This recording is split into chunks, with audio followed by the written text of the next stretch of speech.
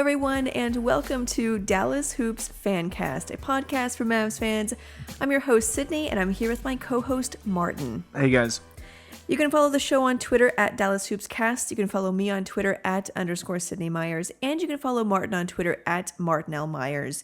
Remember, you can listen to new episodes and you read exclusive articles at DallasHoopsCast.com, where you can also read about the latest breaking Mavs news. Let's get started. The Mavs they're now are they 3 games into not having Luka Doncic, or was it just 2? This is their third game. Tonight would be yes. Yeah, their third game. If you count the first game against Miami where he actually sprained his ankle. Yeah. Of course, that was a minute into the game, so I'd say that one counts as well. Yeah. They play the Boston Celtics tonight.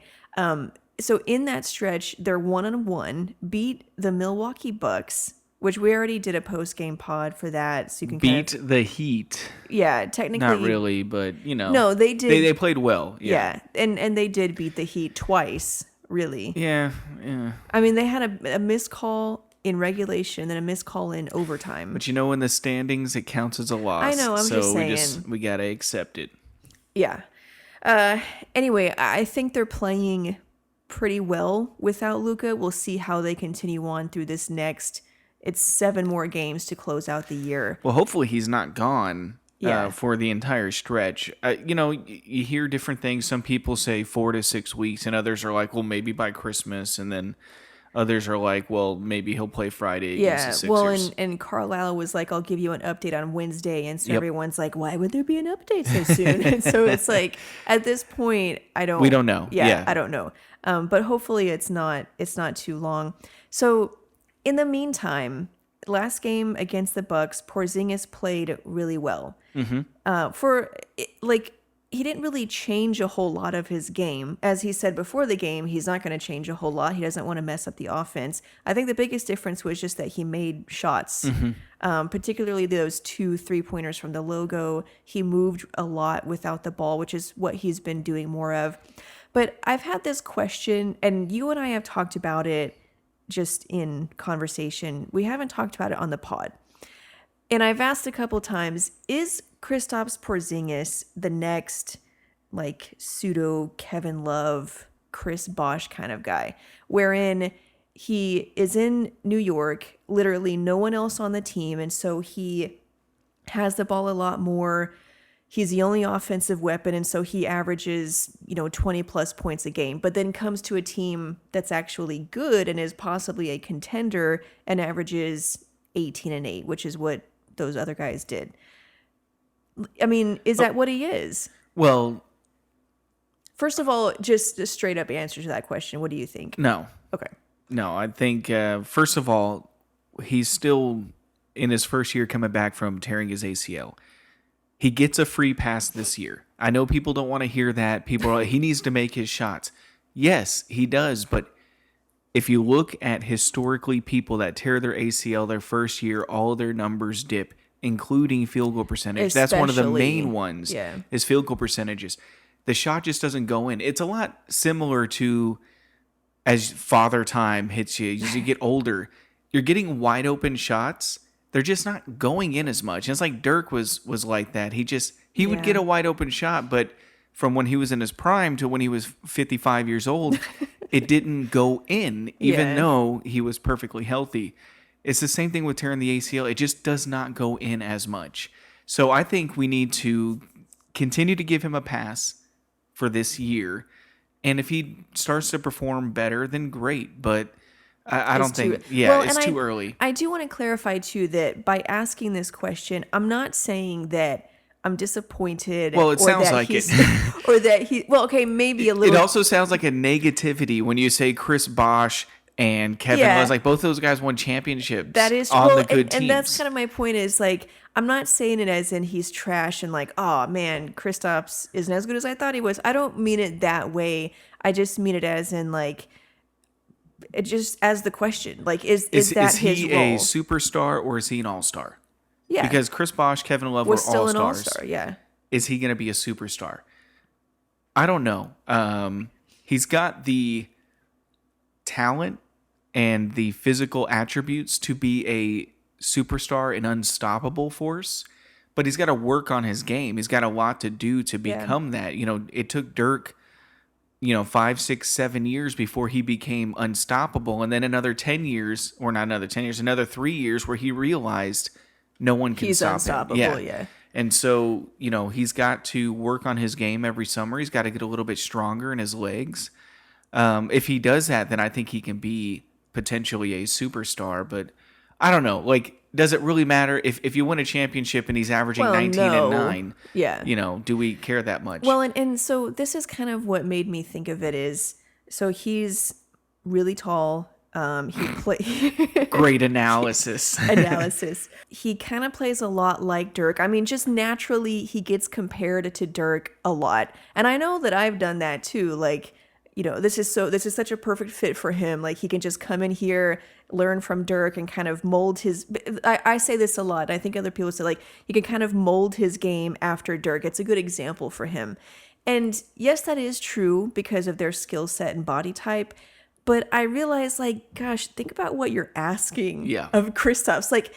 Not only just what you said about how long it took Dirk to develop that, but also.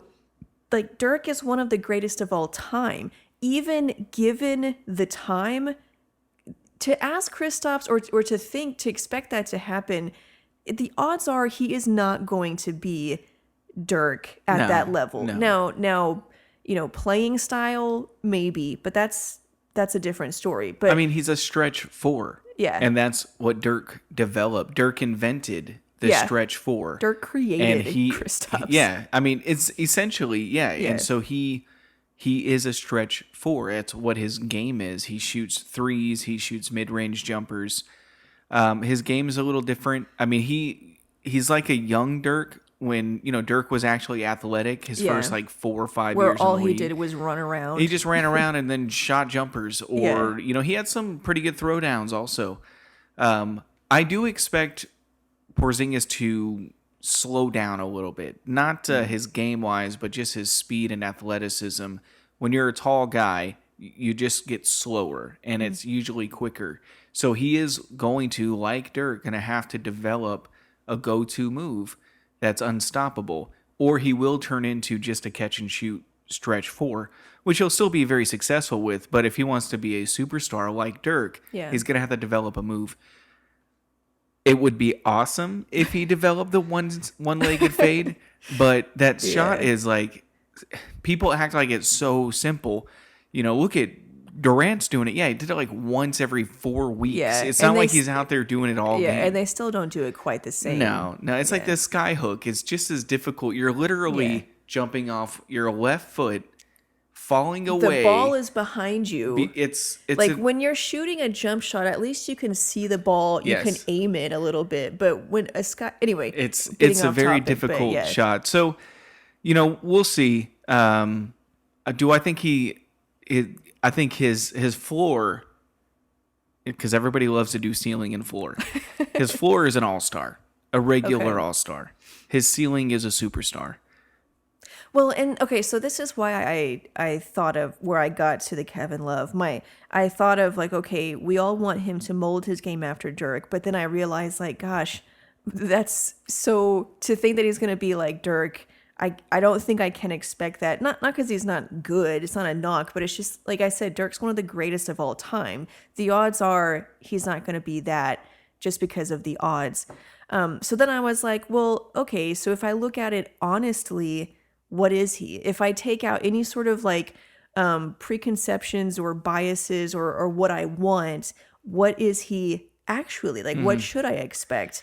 And I think right now it's a little hard because, like you said, he's coming back from the injury. So we've said before, this year is not any indication of what he's going to be like for the rest of his career.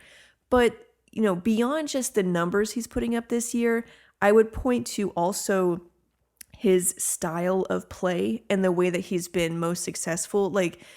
There was this article that came out on theringer.com where they talked about how Porzingis is being used. And to start this season, Carlisle would run the offense through him a lot more. He would even stagger Luka and Porzingis minutes so that Porzingis was on the floor a lot without Luka.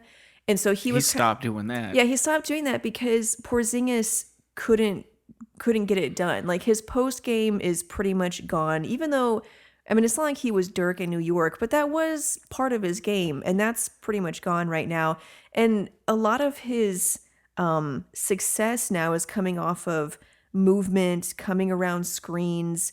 They had a chart here where the types of shots that he's taking. So in New York, like 25% of his shots were post-ups and only 13% were just spot up, catch and shoot. Whereas in Dallas, 25% are spot ups and then only 14% are post-ups. So like right now, he is basically that, again, like the Kevin Love kind of guy that just, he comes off of screens, he spots up as a shooter, and that's how he's being successful right now. Yeah, I would say he plays more like a wing.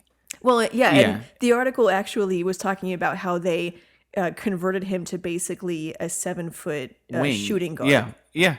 It's funny because you were talking about what is he, is he Kevin Love or whatever. I think he can be, it's going to sound weird, but I think he can be more like Klay Thompson is to Steph. He can be like that to Dirk because of his...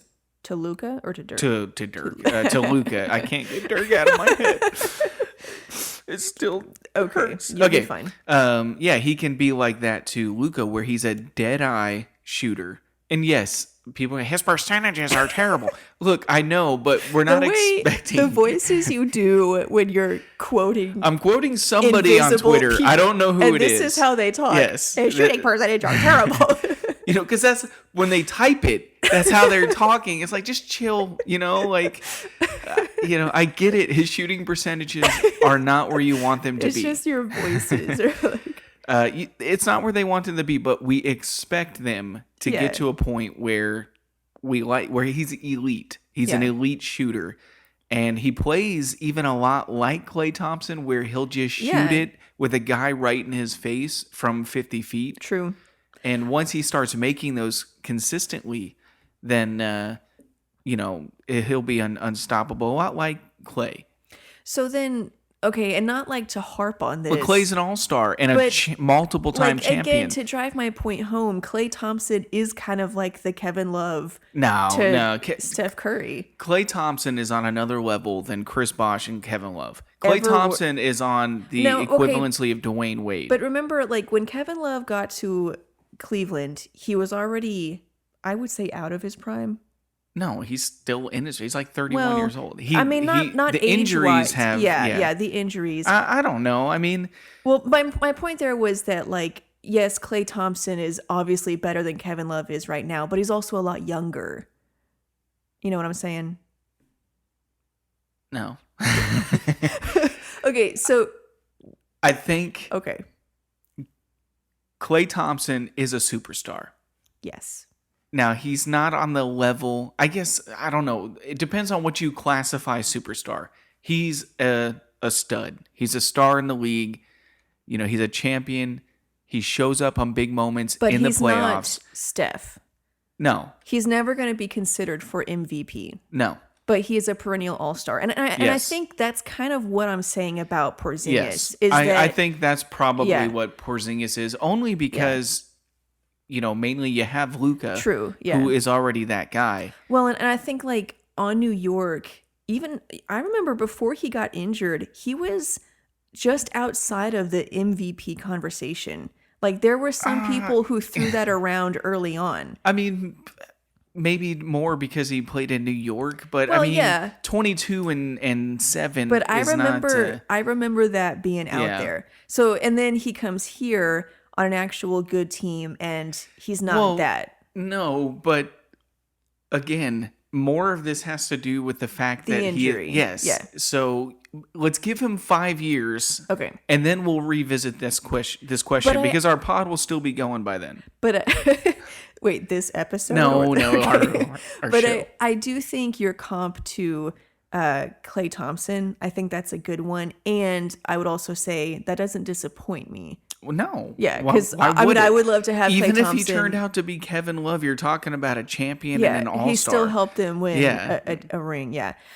So, yeah, it's like right now, I think it's probably not the best time to ask the question. I don't know why we even brought it up. Because, Especially after the game he had in Milwaukee. I know the injury and I get all that. And he gets better with every game. So I don't think it's something that can be settled right now, but it's something that kind of like lingers in the back of my head. And then I always wondered, even when he came here, it was like New York sucked. He put up over 20 points a game. Is this a classic where he comes here and he's maybe just not that level? There is a gap between him and Luka.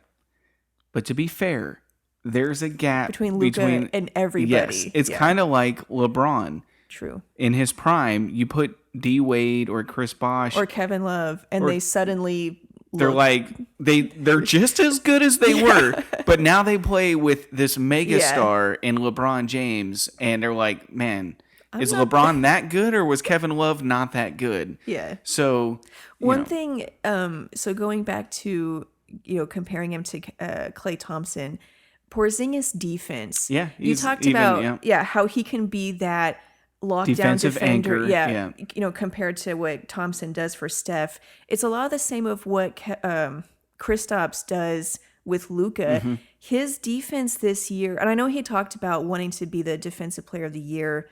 And he has been really good. Like, so first of all, rebounding. I think for his career before this, he averaged like 6.5 rebounds. This year, he's averaging 9 rebounds and 2 blocks per game, which he's always been a high blocks guy. But even if you dig into the analytics of his defense, so he's allowing opponents to shoot only 47.4% at the rim, which is 2.6 lower than Rudy Gobert, who won Defensive Player of the Year twice.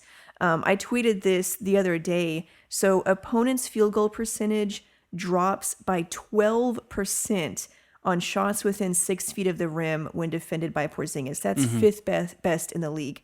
And then overall, opponents' field goal percentage drops by 2.8% on any shot defended by Porzingis.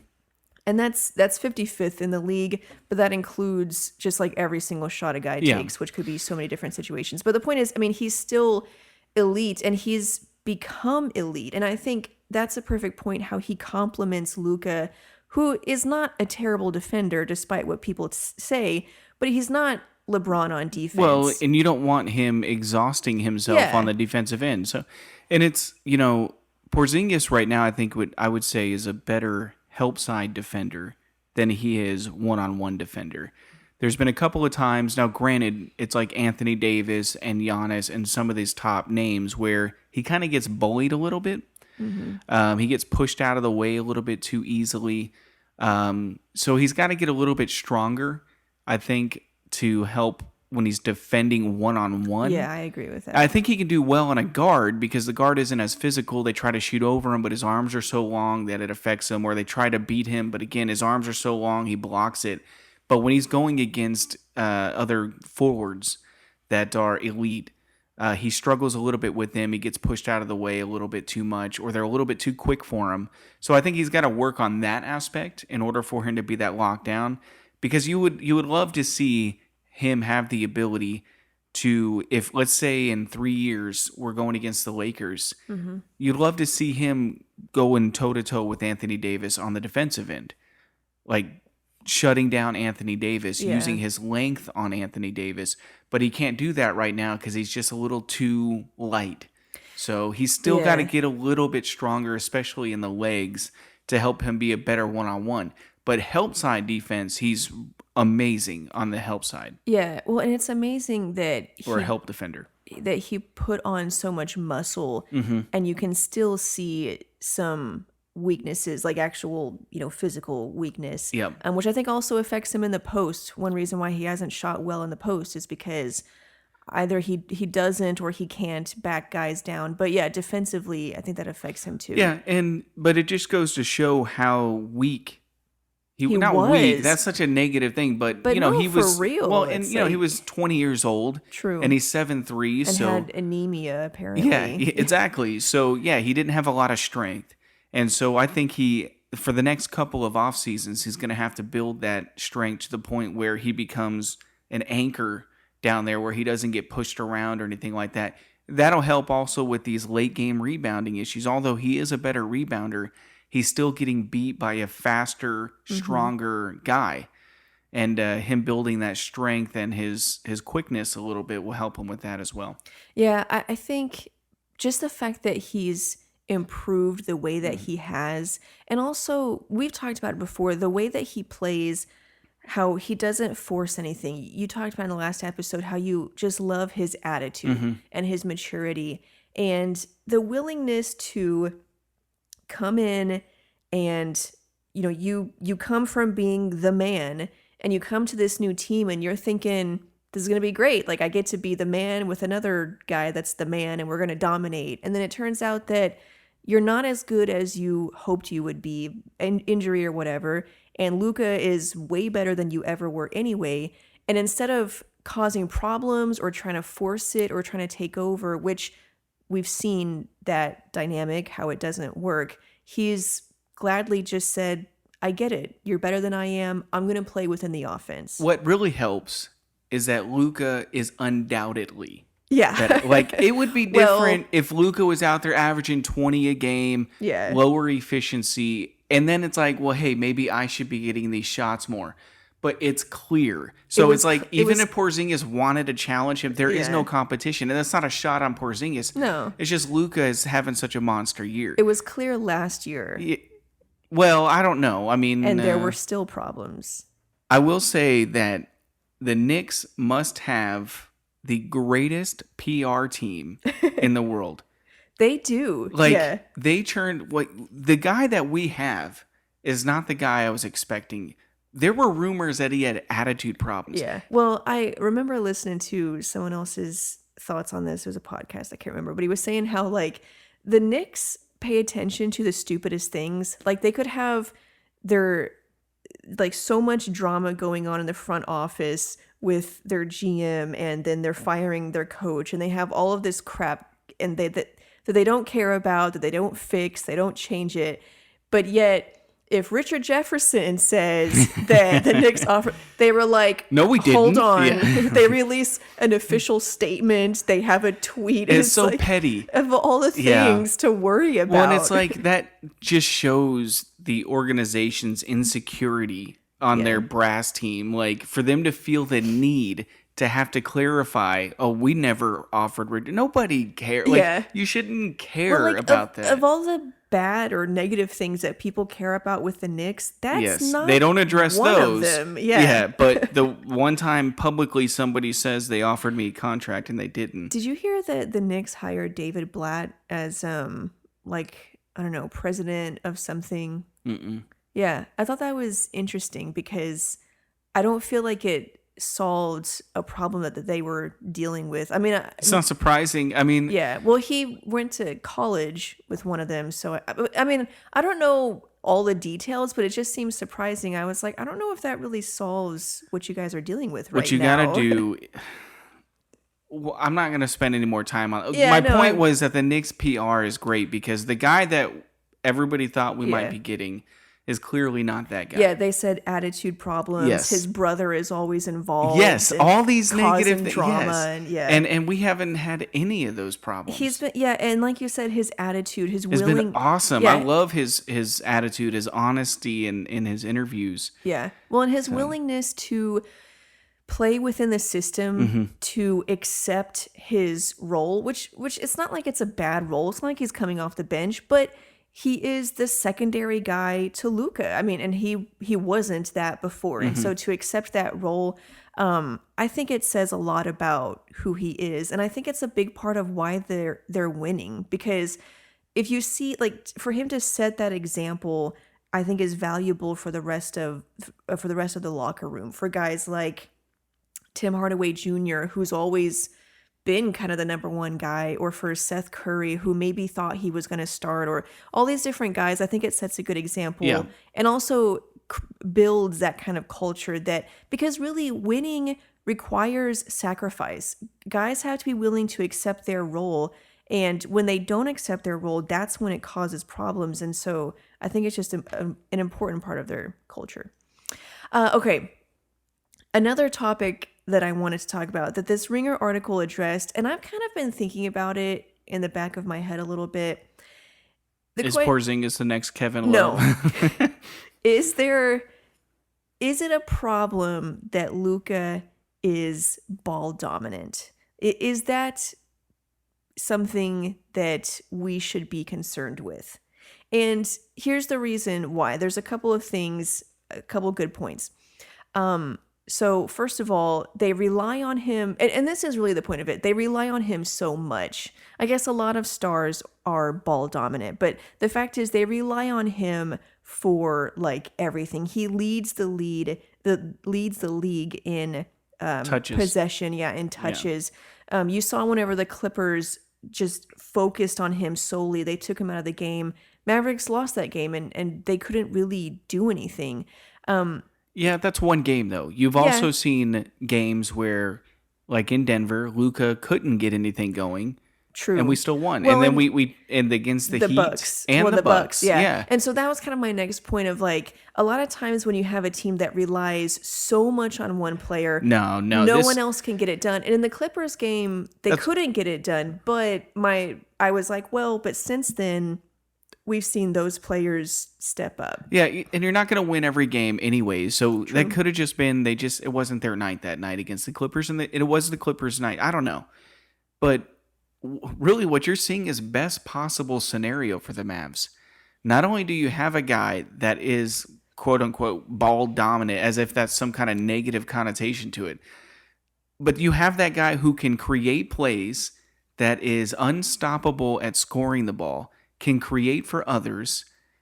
And then if for some stupid reason a team decides they're going to double him or take the ball out of his hands, you have other guys on your teams or on your team that can step up. So this is the recipe for a great team. Well, and I think the key really is that Luka can play off the ball.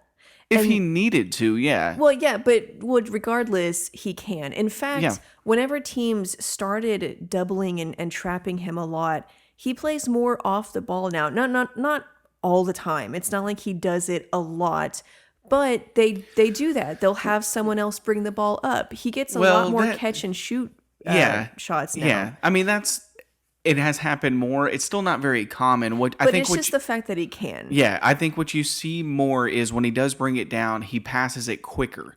Now, eventually, the ball may come back and meet him again, either for a catch and shoot or him with a screen. It gets the defense off balance. But yeah, no, to me, it's not a negative. Like you should be happy that you have a guy that can do anything that he wants to do on a court, and he plays for your team. Well, and so my point of like saying that he can play off the ball is, I think if a guy is ball dominant to the point where it becomes a problem, it's because he also can't play off the ball. So I think of guys like Carmelo Anthony, James Harden, Russell Westbrook, guys like that really can't play off the ball. So that's when it does become a problem, because if you do need to adjust, or if you do need to add a new wrinkle, they can't do anything off the ball. Whereas with Luka, you're not going to do it a lot, but just say hypothetically you need to do it a few times just to shake it up, that he can still do that. And I think that's why it's not necessarily a problem. Now the other problem would be, like, say you're in a playoff series and Luka goes out.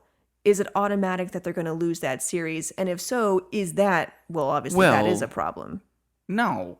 Well, no. I mean, you don't come want on. to lose the series. But any team that loses their best player is going to probably lose the series. It's not a negative connotation on, unless you have freaking Steph, Clay, and Draymond and Durant on your team where Durant can go out and you can win. But, that's been like one team in the history of the league. So if the Lakers are in a series with the Mavericks and LeBron goes out, the Mavs are going to destroy them. Yeah, true. Because they have nobody else. So, and they rely on LeBron. So it's not a negative that you have a ball dominant guy. I don't even like wording it that way. To me, you have one of the best players or It's more playmakers that in the league. you want to give him the ball, Yeah, not that yeah. he has to have the ball. Well, and it's not like it's such a more efficient player than other 20-point scorers that you've seen in history. You know, you Or can have currently. you can have a guy that can put up 20, 25 points a game, but it doesn't equal wins. And yeah, those guys you don't really want the ball in their hands all that much because you need to spread it around so you can win a couple of games. And with Luka, that's not the case. It's equaling wins. Here's an interesting point. So, since 2000, the player that has won league MVP also won an NBA title that year only 5 times since 2000. So, there's all this talk about Luka being an MVP candidate, which I love, and I want him to win MVP. But does that say something about the Mavericks as a team that they have some holes they need to fill? If just looking at that stat, clearly, you know, basically, if you're winning MVP, it's because you're the only guy on your team that can get it done, but you're good enough to take them to 50 wins. I mean, it's such a vague. I don't know. Like, whoever came up with that just needs to burn and die. Came up with what? That find. Well, it's true. Yeah, but I don't think there's any correlation there. Like, you know, I think it's just it's hard to win a championship, even for MVP players. So, you know, in 2006, 2007, the Mavs were the best team in the league. And Dirk won the MVP. Who else did they have on their team? Well, it didn't matter. The year before, they went to the finals and had a bunch of trash. Not trash. Hopefully none of them listen to this podcast. But, you know, he had players like Sagana Diop out there making big plays for them. And they didn't win a ring. Yes, but I don't know. To me, there's so much more involved to winning a championship than just, hey, well, you know, this has happened and this must be true.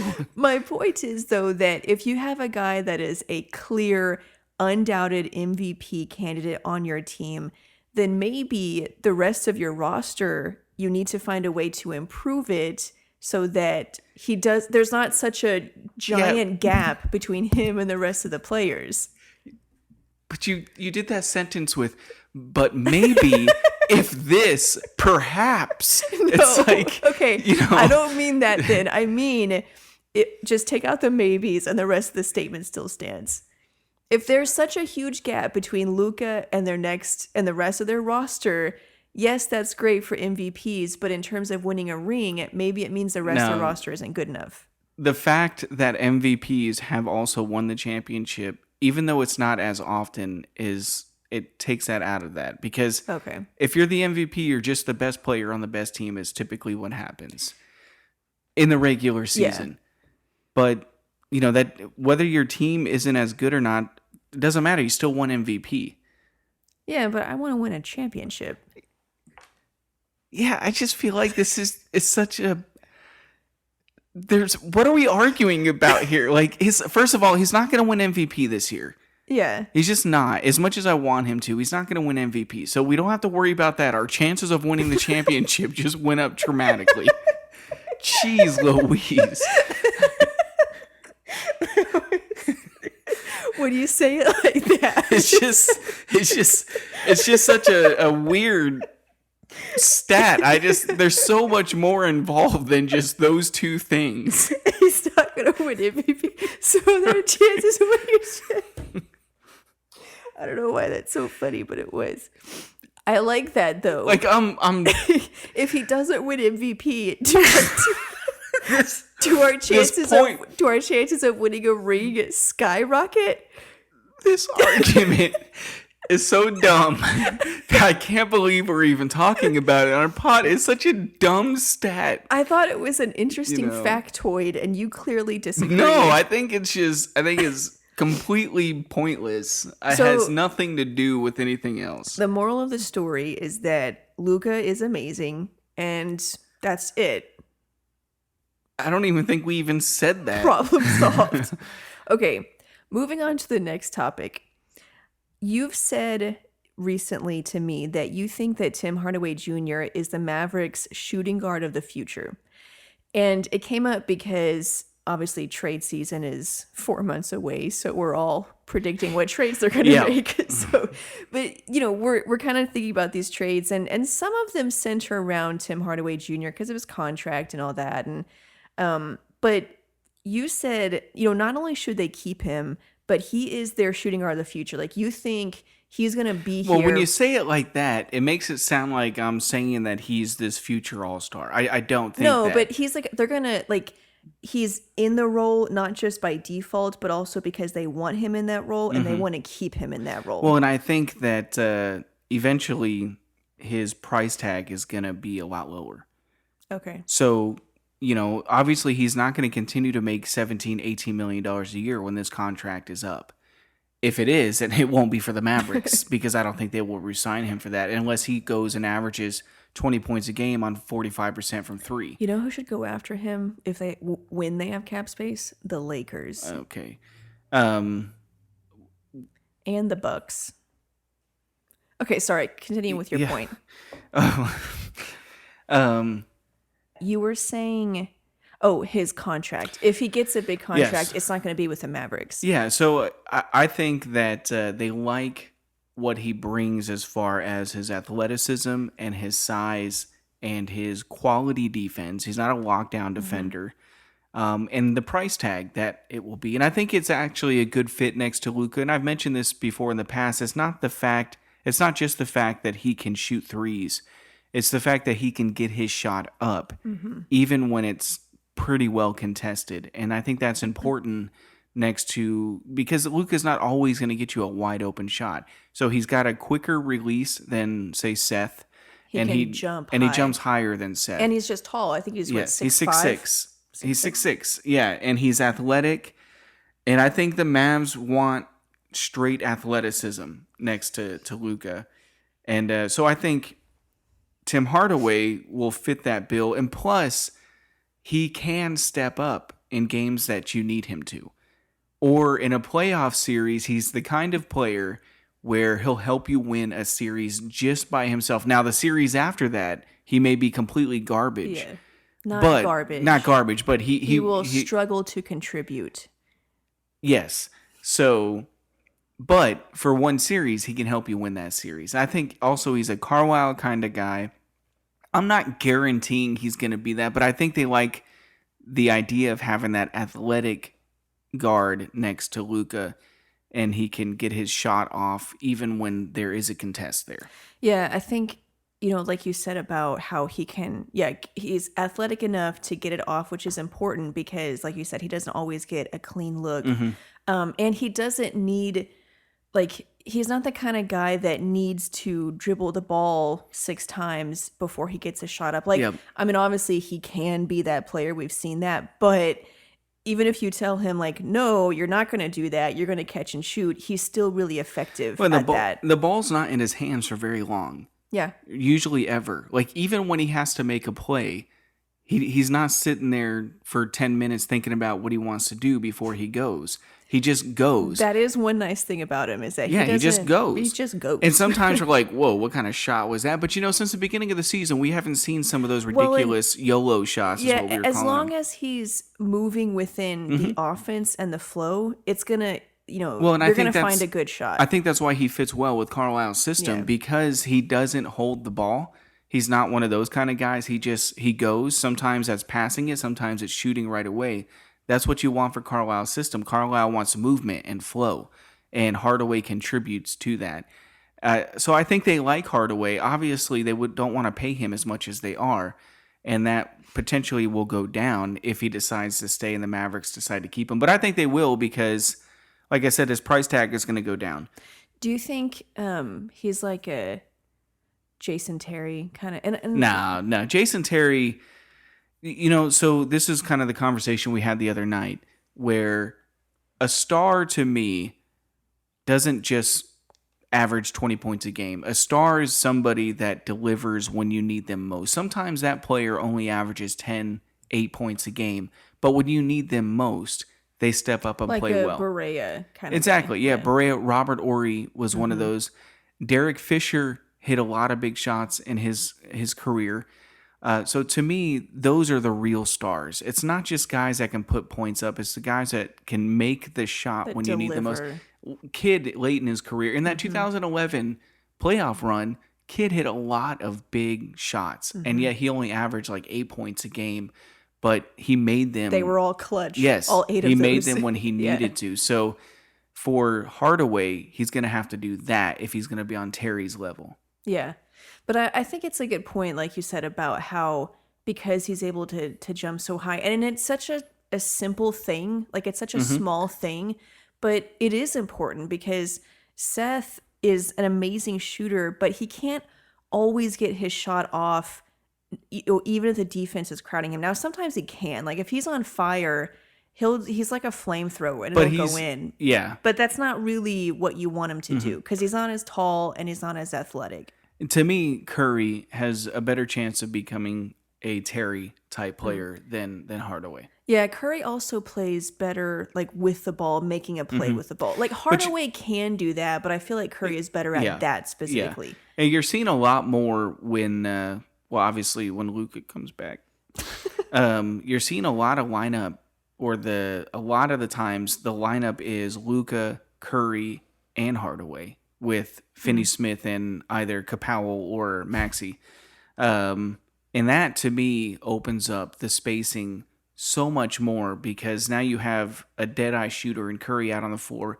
You have Hardaway, who you can't leave because if he gets hot, he can win the game just by himself because of his hot shooting. So you're seeing a lot more of that. And then that opens up, I think, playmaking opportunities for Seth. And it's a great way to stay in shape. There was this article from The Ringer. They talked about. We're still on that article. Huh? No, it was just another point that relates to what you just said. Oh, okay. So talking about playing time with Luka. So in the first 11 games, Curry played 78% of his minutes with Luka. In the past 8 games, only 58%. Same thing with Brunson. In the first 11 games, Brunson played 45% of his time with Luka. In the last 8 games, it's only 1%. Yeah, he never plays with Luka now. Well, and the point here was that, like, yes, Seth Curry is a really good shooter, but he's also a good playmaker. He's like a combo guard. Jalen Brunson is the same way. And so playing with Luka helps with the shooting, but for them to really like flex their muscles for like everything that they can do, it's better when they don't play with Luka because then Curry can really do everything, not just shoot, but he can make plays with the ball. It's funny you say that because we might need to reevaluate just how smart DeLon Wright is, because he noticed that after one game of the season. Noticed what?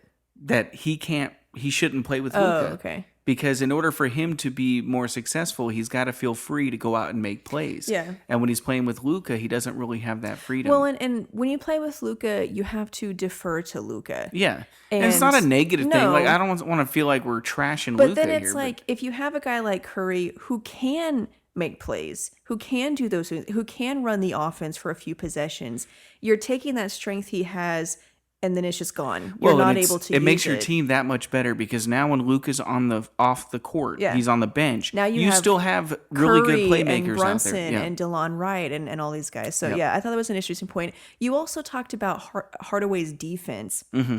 So he is in the 75th percentile of defenders against ball handlers on the pick and roll this season. That means he's better than 75% of the league.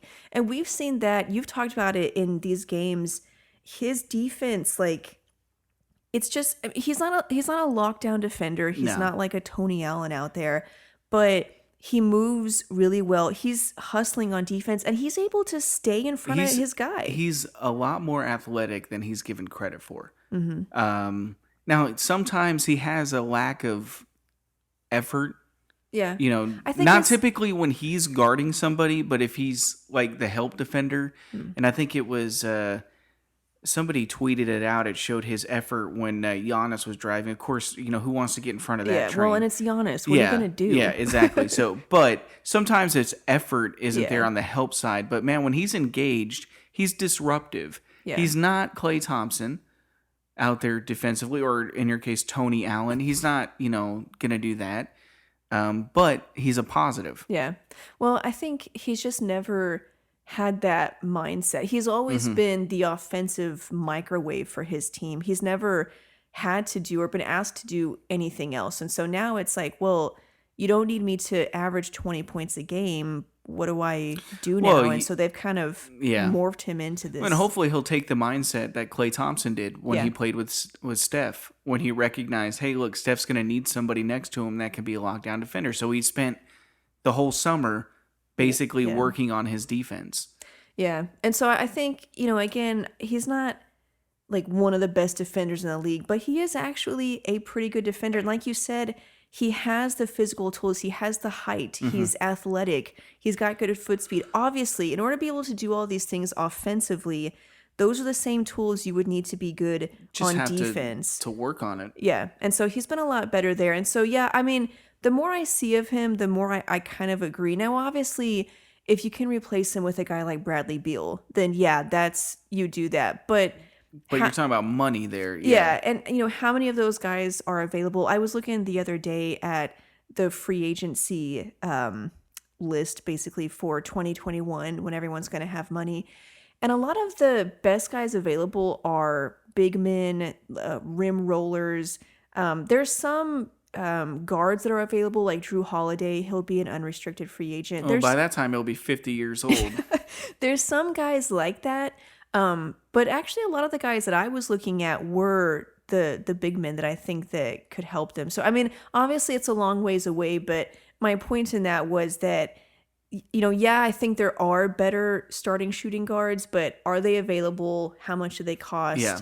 Realistically speaking, this might be their shooting guard of the future, and I think I'm okay with that. Wow, that just got deep. Yeah. So one of these days, we will have to look at the free agency thing, but I don't know. I don't know if I can handle doing that. We're 26 games into the season. Well, and it's not even this summer. Yeah. It's next summer. I don't know if I can handle it. One more thing. All-Star voting starts on Christmas Day. By the time they listen to this, it's going to be over. I know, I'm just saying, get ready for it. Now, the NBA, they released their notes on like how you can vote, and they didn't say anything about voting on Twitter. So I'm a little concerned about that, but you can still vote other ways. But anyway, just get ready for that. Do you think Luka will be an all-star captain? Yes, Not just a starter, but a captain? Yes. Okay. All right. I think so too. I mean, he should have, well, I guess not last year, but if he should have been a starter last year. Gets the votes. He gets the player votes. He's automatically the captain. Yeah, he gets the people's votes. Yeah, if he gets the most fan votes in the Western Conference, then he's automatically a captain. So, anyways, that's the episode. Thank you guys so much for listening. Oh, you know what? I forgot. We got a review. Let me see your phone. I want to read the review. Here's the review. Are you ready for it? It's from Mr. Mojo Ryzen 420. He said, "This is a really good podcast." Huh? At least one person feels that way. He said, "It's thorough, well thought out, and enjoyable. Keep up the good work. MHF." I don't know what MHF means. Mother, hello, fulcrum, possibly. I think fulcrum starts with a V. No, fulcrum? Fulcrum. It's not fulcrum. Well, thanks for the review. Thank you, Mr. Mojo Rising. Yes, thank you very much. If you're listening on Apple Podcasts, feel free to leave a review, and we'll give you a shout out. But yeah, that's it for this episode. Thanks, guys, for listening, and we'll see you guys in the next episode. Bye. You gonna say bye? Oh. By the time they listen to this, the buys won't mean anything. What? Yeah. Okay. You don't even know what that means.